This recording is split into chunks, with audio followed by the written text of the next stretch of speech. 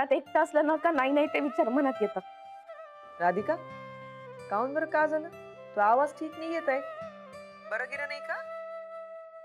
नाही आई, तसं काही नाही. ते थंडी सुरू झालीये ना, घशात खवखवून राहिलं, बाकी काही नाही. आई, मग तुळशीचा काढा घेणं बरं वाटेल ना. हो आई. इथे तर थंडी भारी आहे बरं. तुम्ही एक काम करा ना, शनिवार रविवार पकडून 4-5 दिवसाची सुट्टी घेऊन घ्या ना आणि मग चालले जा मुंबईला.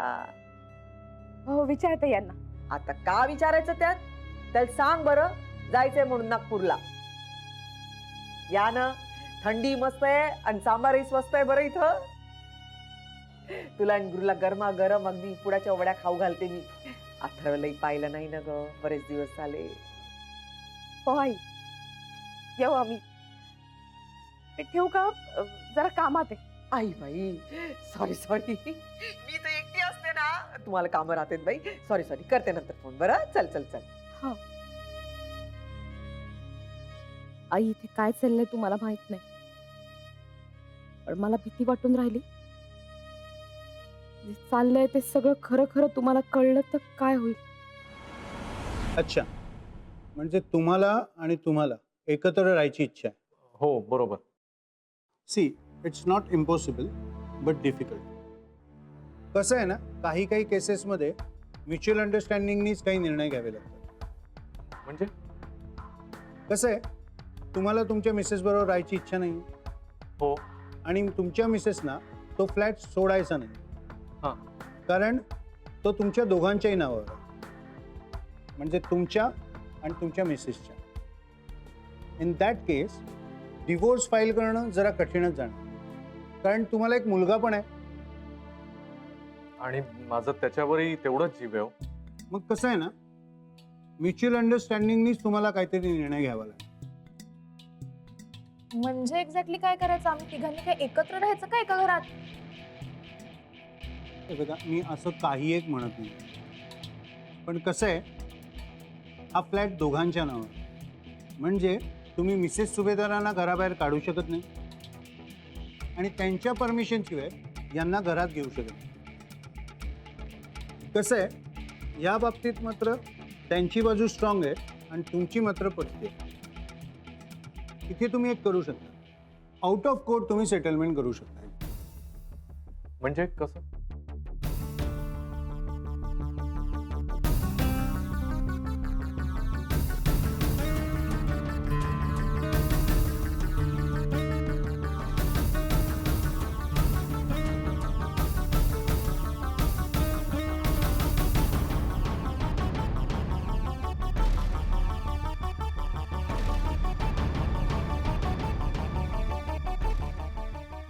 राधिका, ए राधिका, काय ग?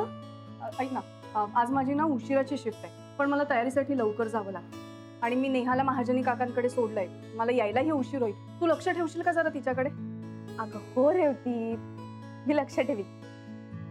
तू काय काळजी करू नको, थोड्या वेळाने महाजनी काकांकडे जाऊन येते मी. तसंही काकूंसाठी काहीतरी खायला घेऊन जाईल. मी निघू मग?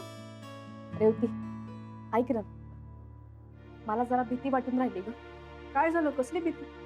काय नाही, आता हे आणि शन्या पुन्हा एकत्र झाले, आता काहीतरी कुरघोडी करतील आणि मला पुन्हा त्रास देण्याचा प्रयत्न करतील.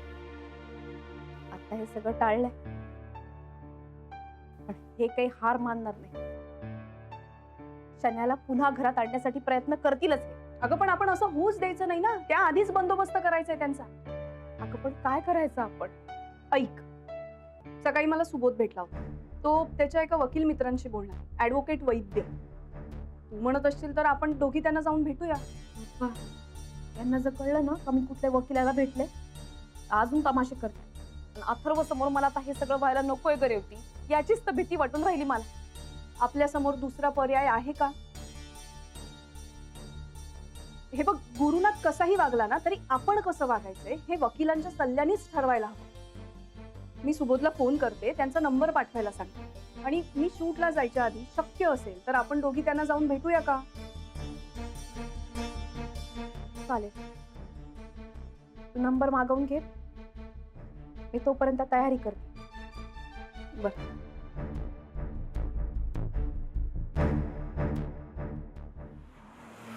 जेनी पानोलकर सर दिसत नाहीये. सर ते लेट येणार आहेत. त्यांची वाईफ सिक आहे ना, तर नेक्स्ट चेकअप आहे त्यांचं. अच्छा अच्छा. हो ओके ठीक आहे. Good morning. Good morning Shreyas. Morning. अजून खूप लोक आलेले दिसत नाहीयेत ऑफिसमध्ये. आता तू हिच्याबद्दल विचारत असेल तर ती नेहमीच लेट येते. ती काय तिचं नाव? समीरा. हा बाकी सगळे आलेत. हा शनायाबद्दल विचारत असेल तर नाही. श्रेयस, तुला अजूनही होप्स आहेत का शनायाबद्दल? नाही ग, असं काही नाही. शनायाचं वेड मी आता डोक्यातनं काढून टाकलंय. आता मी ठरवलंय पूर्णपणे कामावर लक्ष द्यायचं, करिअर करायचं आणि मग लग्नाचा विचार करायचा. कोणाबरोबर? शनाया बरोबर. सर, मस्करी करतोय. But Shreyas to be very frank, Shanaya तेरे टाइप की लड़की नहीं थी. सर वो तो गुरु सर के टाइप की भी नहीं थी सर. हा, आता गुरु बद्दल नाही बोललं ना तेवढंच बरं आहे. एवढे दिवे लावलेत त्यांनी. बाय द वे सर, शनायाने गुरु सरांना रेजिग्नेशन लेटर दिले. रघु सांगत होता. Resignation letter? काय नाही रे, नाटकं असतील तिची. No no sir, seriously sir, I think या मंथ एंड पर्यंत ती राहील अँड देन शील गो. अरे तो इतना भी क्यों रुक रही है? नेक काम में देरी किसकी? कल करे सो आज कर. उसे कहो अभी के अभी चली जाए. नहीं तसंही श्रेयस, ती इथे होती काय की नव्हती काय, काही कामात फरक पडत होतो का?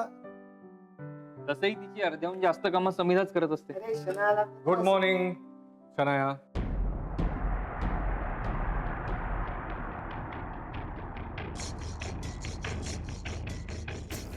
रघु. हा सर. रघु,